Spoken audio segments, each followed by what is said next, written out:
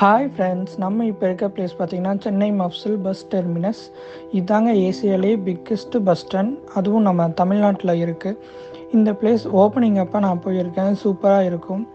ஏர்போர்ட்க்கு ஈக்குவலாக இருக்கும்னு நிறைய நியூஸ்லாம் சொன்னாங்க. அது ஓரளவுக்கு உண்மை தான், ரொம்ப பெருசாகவே இருக்கும்.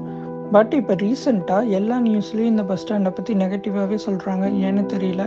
சிட்டி விட்டு லாங்காக இருக்குது, பஸ் ஸ்டாண்ட் க்ளீனாக இல்லை, வாட்டர் ஃபெசிலிட்டி இல்லை. எனக்கு பஸ் ஸ்டாண்ட் ஓப்பனிங் அப்போ எப்படி பார்த்தனோ அதே மாதிரி தான் இப்போவும் இருக்குது. எந்த ஒரு நெகட்டிவ் பாயிண்ட்டும் இல்லை. மோஸ்ட்லி சிட்டிக்குள்ளே போகணும்னு நினச்சா கீழாம்பாக்கம் பஸ் ஸ்டாண்ட் தான் வரணும். கீழாம்பாக்கம் பஸ் ஸ்டாண்ட் வரணுன்னா ஏர்லி மார்னிங் வந்துடுங்க. மார்னிங் 6 இங்கே பஸ் இருக்குது. ஏர்லி மார்னிங் டிராஃபிக்கே இருக்காது. நீங்கள் நினைக்கிறத விட சீக்கிரமாகவே சிட்டிக்குள்ளே போயிடலாம். கோயம்பேடு பஸ் ஸ்டாண்டை கம்பேர் பண்ணால் கீழாம்பாக்கம் பஸ் ஸ்டாண்ட் கொஞ்சம் லாங்காக தான் இருக்கும். பட் இதுக்கப்புறம் நம்ம இதை பழகியே ஆகணும். பஸ் ஸ்டாண்ட்குள்ளே இருக்க ஹோட்டல் 2 or 3 தான் இருக்கும்.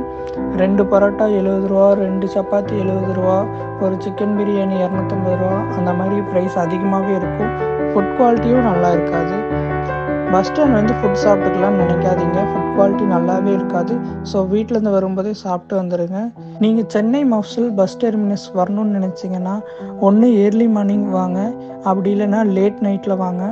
அப்போ தான் கம்ஃபர்டபுளாக இருக்கும் சிட்டிக்குள்ளே போகிறதுக்கும் சிட்டி அவுட்டர் போகிறதுக்கும். உங்களுக்கு இந்த பஸ் ஸ்டாண்டை பற்றி ஏதாவது ஒப்பீனியன்னா கீழே கமெண்ட் பண்ணுங்கள். டாட்டா, பாய் பாய்.